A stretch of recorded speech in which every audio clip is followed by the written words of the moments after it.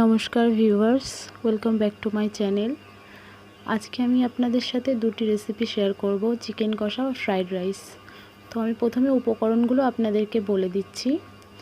পেঁয়াজ কুচি, tomato, capsicum কুচি, তারপরে মশলায় আছে আদা, রসুন, জিরে বাটা, তার সাথে নুন, হলুদ, তেজপাতা। এবার আমি দেখাবো আলুগুলো আমি ডুমো ডুমো করে কেটে ভেজে রেখেছি।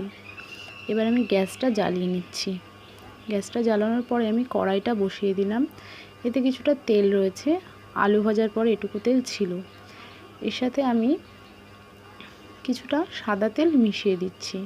আমি বরাবর সাদা তেল দিয়েই রান্নাটা করি।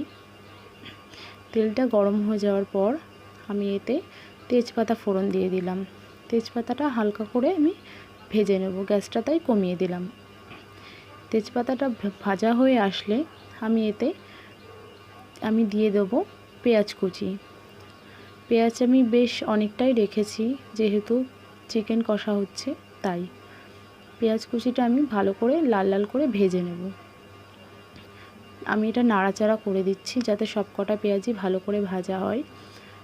পেঁয়াজটা একটু লাল লাল করে ভাজা হবে, তাই জন্য নাড়িয়ে চাড়িয়ে দিচ্ছি। পেঁয়াজটা ভালো করে ভাজা হয়ে এসছে দেখুন। এতে আমি মশলাটা দিয়ে দিলাম, আদা, রসুন, জিরে আর কাঁচা লঙ্কা। এটা আমি শিলনোড়ায় বেটেছি।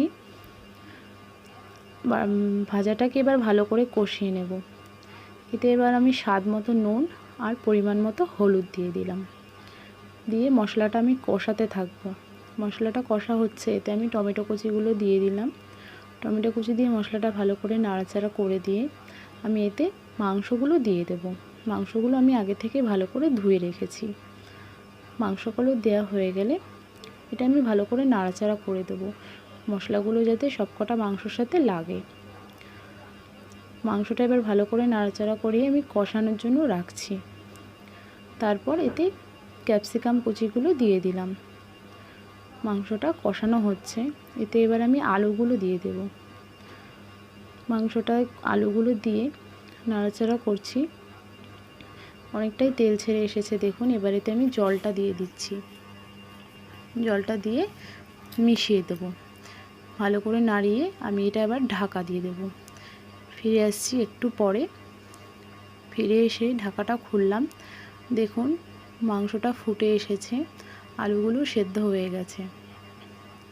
আলুগুলো ভালোই সেদ্ধ হয়ে গেছে। একটু আমি স্ট্যান্ডিং টাইমে রাখবো, তাই আবার ঢাকা দিয়ে 5 মিনিট পরে ফিরে আসছি।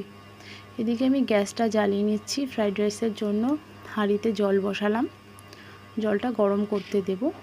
দিয়ে এতে আমি কয়েকটা তেজপাতা, এলাচ, দারচিনি, লবঙ্গ দিলাম।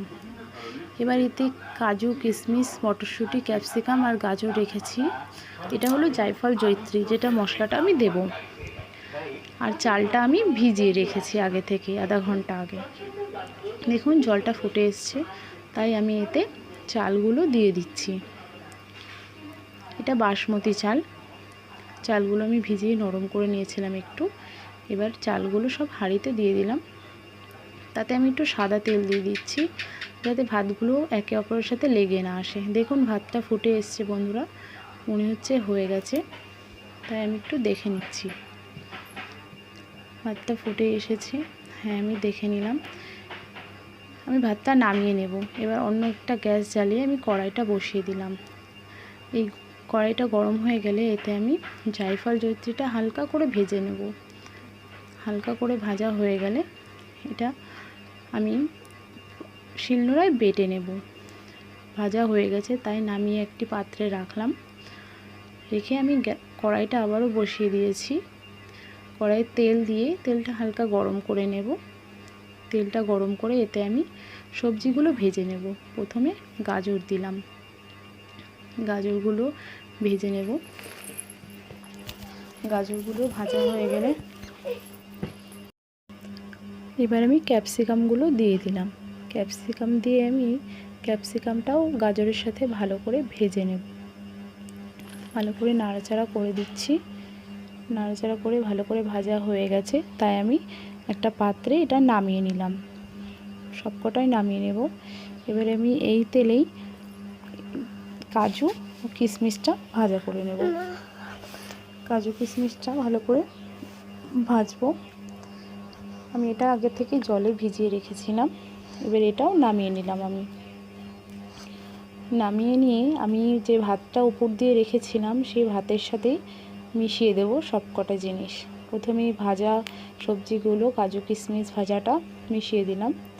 এতে আমি চিনি দেব। চিনিটা আমি গুঁড়ো করে রেখেছিলাম। চিনিটা দিয়ে মিশিয়ে নিচ্ছি ভালো করে, যাতে পুরো ভাতেই মিষ্টি ভাবটা বোঝা যায়। এতে আমি নুন দিয়ে দিলাম। নুন দিয়ে আমি এতে গোলমরিচ গুঁড়ো দিচ্ছি। গোলমরিচ গুঁড়ো দিয়ে আমি এতে ভাজা মশলাটা দিলাম, জায়ফল ও জয়িত্রী। জায়ফল ও জয়িত্রীটা দেওয়ার পরে আমি এতে ঘি দিয়ে দেবো। ঘিটা দিয়েও ভালো করে সব কিছু মেশানোর পরে এবার দেখুন ফ্রাইড রাইসটা এমন হয়েছে দেখতে, রেডি হয়ে গেছে। এবার এটা হলো গরম মশলা, যেটা আমি শিলনোড়ায় বেটে নিয়েছি। 5 মিনিট পরে ঢাকা খুলে আমি মাংসে গরম মশলাটা মিশিয়ে নেব। মাংসটা রেডি হয়ে গেছে। মাংসটা রেডি হয়ে গেছে, তাই আমি গ্যাসটা বন্ধ করে মাংসটা নামিয়ে নেব। দেখুন আমার চিকেন কষাটা পুরোপুরি রেডি। থ্যাংক ইউ ফ্রেন্ডস, এই ছিল আজকে আমার রেসিপি।